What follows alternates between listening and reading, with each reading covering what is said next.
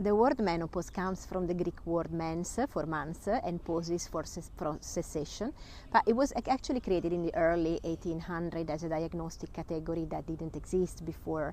And this one and disease arise, of course, together. And Giulio Bindu used to say that humanity was healthy before medicine was created. And the philosopher Henri Corbin said that as this is an imaginal world, things don't exist before you find a name for them, so before you narrate them, so narrative is crucial. And so in that century it was created as a new form of witchery, of witch hunt, where women were not burned at the stake but socially. And then Freud's nephew at the end of the century came along and created propaganda, and that dealt a death blow to these women and the whole social class. So it was diagnosed as a disease. First it was just the end of menstrual cycle, and then it became a loss. So the woman loses something. The woman loses the month that used to be there before.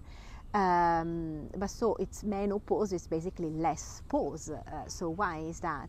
The Bindu Chakra at particular periods of life secretes a liquid called ambrosia, golden liquid, but what periods of life? From childhood to adolescence, when the cycle comes and when the cycle ends. And it also happens to men in the various period changes of their fertility, and they enter into the andropause. So why does the Bindu does like that? So we can interpret it in two different ways. If you only know the rational interpretation, so the one that starts from the ego and reinforces the ego and materialism, the reality of the matrix, the one that is in vogue, it's one thing. And then of course Plato used to say that we used to live in a dark cave. But over there we have the choice to get out of the cave, to get out of the view of the mind and see that actually there is more. And one can choose to come out of the cave, to get scared and go back into the comfort zone there. And so I believe what they tell me, what they make me believe, the narrative, the propaganda as well. And that's okay. So I'll try again next life to say things not from the perspective of the commonplace, where I'm a prisoner of my own mind and where I'm not free. And then there is the second way of interpreting things, using a free mind. And so the Bindu Chakra is an inner master that secretes that liquid, Amrita, ambrosia, to help you achieve freedom. So it's connected with a wild soul.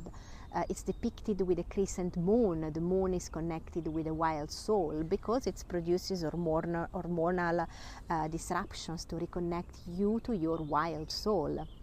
But this society doesn't like soul awakening, doesn't like something that's not controllable. The system wants normality wants to keep the disease under control, because man, human beings in the cave, bound hand and foot, doesn't know the other reality. So when we experience these hormonal upheavals, when I have the hot flashes, the mood upheaval, then wow, I have an altered state of consciousness. So it happens that my soul, it's coming back into a natural state. But now instead, no, they say that it's not okay.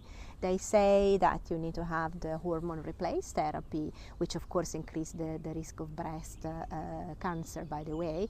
And all these sacralized therapies are based on fear. So it's an unwinding instead of a new balance that you reach through a wonderful hormonal tempest in which you must learn to dance with a new definition of yourself. So are you hot? Do you have hot flashes?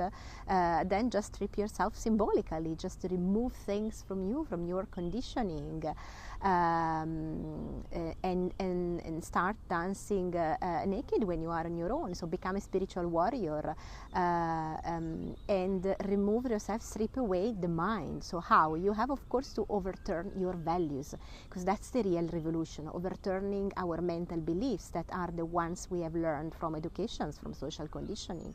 So you have to overturn your values. That's the real revolution, overturning our mental beliefs that are the ones we have learned from the social conditioning. And this is the path of meditation. This is the path. The meditation is not just sitting cross legs.